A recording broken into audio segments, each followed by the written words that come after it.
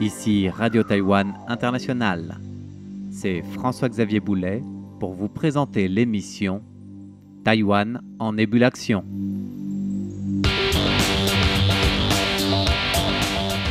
Aujourd'hui, c'est l'environnement de l'intelligence artificielle appliquée qui nous intéresse, et plus particulièrement dans le domaine de l'éducation. En effet, la semaine dernière, nous avons rencontré le fondateur de la start-up française Learning Robots, Thomas Deneux, en visite à Taïwan pour présenter sa solution d'intelligence artificielle et ses diverses applications, à commencer dans le domaine de l'éducation. Il était en atelier spécial au LIFT, lycée français international de Taipei, en compagnie de l'ancienne ministre de la Recherche et de l'Enseignement supérieur, Sylvie Retailleau, pour promouvoir les échanges scientifiques et technologiques entre la France et Taïwan, avec un rôle clé dans l'éducation, depuis le primaire jusqu'à l'université, avec diverses formules. Et à ce titre, ce qui nous intéresse aujourd'hui, c'est la solution AlphaAI, donc Alpha d'intelligence artificielle, développée par Thomas Deneux et sa start-up Learning Robots, créée il y a 5 ans, pour intégrer dans notre quotidien l'intelligence artificielle, pour la rendre visible, ludique et immersive, afin de savoir l'utiliser une fois qu'on en a une meilleure compréhension. Alors, avant de rentrer dans le détail de cette solution et de ce robot pour les applications algorithmiques concrètes, Thomas Deneux nous explique la genèse d'AlphaAI. Ça vient d'un développement que j'avais fait à l'université Paris-Saclay et au CNRS pour rendre les IA visibles, en fait, de voir ce qu'il y a à l'intérieur.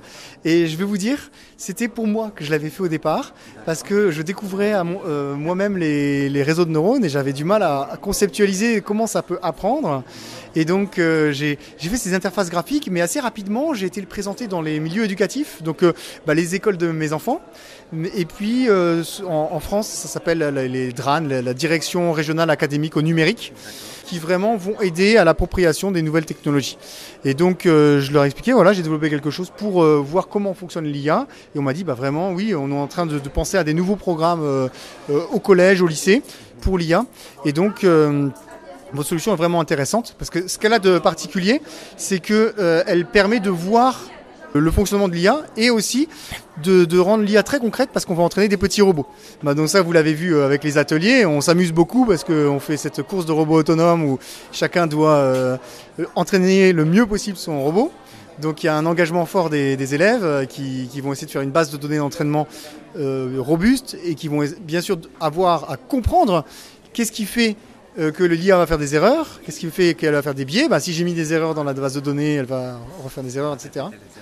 Et puis après, on a tout un programme d'activités qui va beaucoup plus loin que ce que j'ai pu montrer aujourd'hui dans les ateliers, mais qu'on a déjà commencé à voir avec l'activité suivi de ligne, puisqu'on va regarder à l'intérieur de l'IA, voir comment, c'est pas de la magie en fait, ce sont des connexions qui se forment entre des entrées, des sorties, des calculs intermédiaires, et tout ça, on va l'explorer dans notre solution.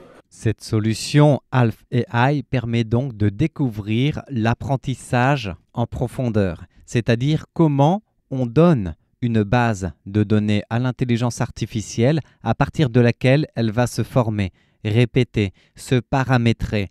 Et au fond, les élèves vont découvrir qu'en fonction des données d'entrée, l'intelligence artificielle, donc le robot autonome, va se former par rapport à ce qu'on lui a dit. Et il y a là tout un volet important de cet atelier qui est de montrer aux élèves que la base de données d'entrée doit être fiable, véridique et sans erreur pour que l'intelligence artificielle se forme de manière optimale.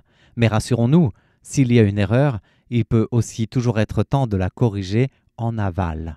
Et c'est tout cela que, étape par étape, les élèves du lycée international français de Taipei, le LIFT, ont pu découvrir le temps de cet atelier avec Thomas Deneux qui passait groupe après groupe pour voir ce qui fonctionnait, ce qui ne fonctionnait pas et apprendre aussi de ses erreurs. En fait, l'important, c'est pas la quantité, c'est la qualité. Oui. D'accord ? Là, vous lui avez appris, quand je ne vois rien, je vais à gauche. Mais là, vous lui avez dit aussi, quand je ne vois rien, je vais en arrière. Et là, vous lui avez dit, quand je vois rien, je vais à droite. Donc vous lui avez appris plein de choses contradictoires. D'accord? Donc je vais aller supprimer tous ceux qui ne sont pas corrects. Parce que sinon, qu'est-ce qu'il a appris là?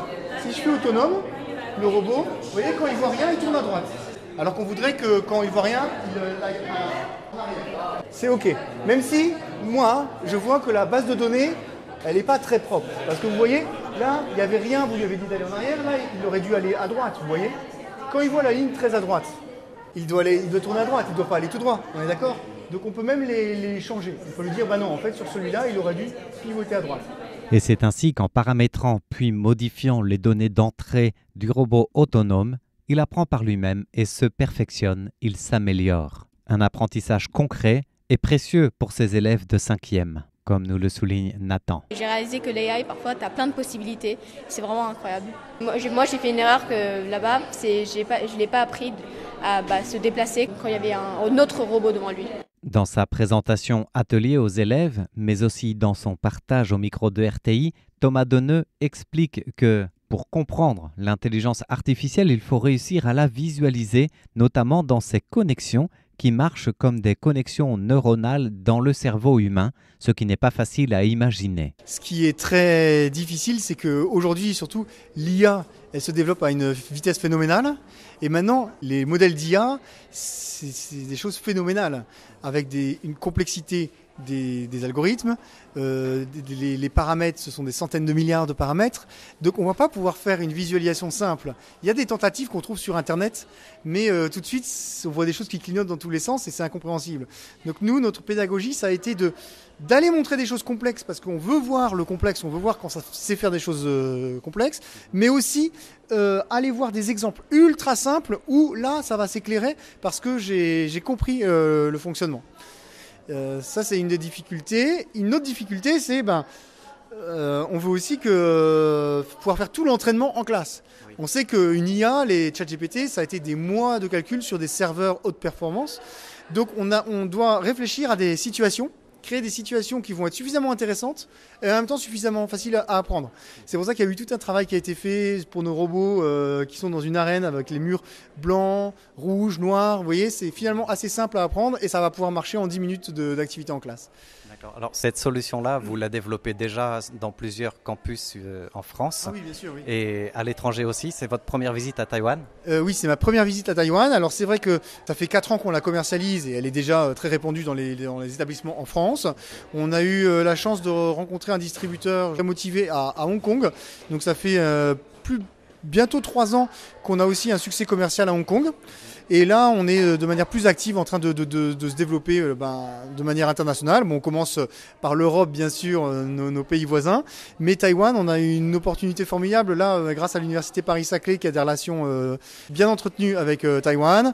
J'ai rencontré l'ancien président de Taïwan et puis les présidents de l'ITRI et de différents instituts très importants qui sont venus en octobre à Paris-Saclay pour découvrir cette université où il y a beaucoup de choses qui se font en IA. J'ai eu la chance que les membres de l'université ont mis ma solution en avant. J'ai pu faire une toute petite présentation qui a bien plu ce jour-là. Et donc, par conséquence, j'ai été invité à faire partie de cette délégation. Et je pense qu'en pouvant m'adresser maintenant au système éducatif à Taïwan, il y a certainement, c'est certainement un pays très dynamique où il y a une appétence pour la technologie qui devrait faire qu'on a envie d'expliquer, même depuis un jeune âge, ces technologies à des enfants. Et je pense qu'il y a du potentiel. Du potentiel en effet pour les jeunes, même pour les moins jeunes, du potentiel dans le domaine de l'éducation, de la formation, dans le domaine industriel aussi, mais pour Thomas Deneux, il est impossible de ne pas faire le lien non plus entre le développement technologique à cette ère de l'intelligence artificielle aux besoins humains et un regard éthique, voire philosophique sur ces développements technologiques. Bien sûr, quand je termine mes présentations, moi je me focalise sur les aspects techniques de l'IA et il y a toujours des questions de l'assistance sur les questions un peu plus de société ou les questions philosophiques. Et moi j'adore ces questions. En fait, j'ai fait de l'IA pendant ma thèse, mais pendant mes recherches postdoctorales, j'ai fait de la neurobiologie. Et en neurobiologie, on analyse le cerveau et l'activité dans le cerveau comme si c'était une machine. Et donc on fait un petit peu le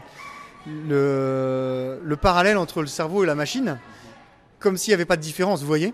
Bon, et je me suis rendu compte que le fait de voir qu'il y avait des différences, c'est pas quelque chose que la science prouve ou infirme.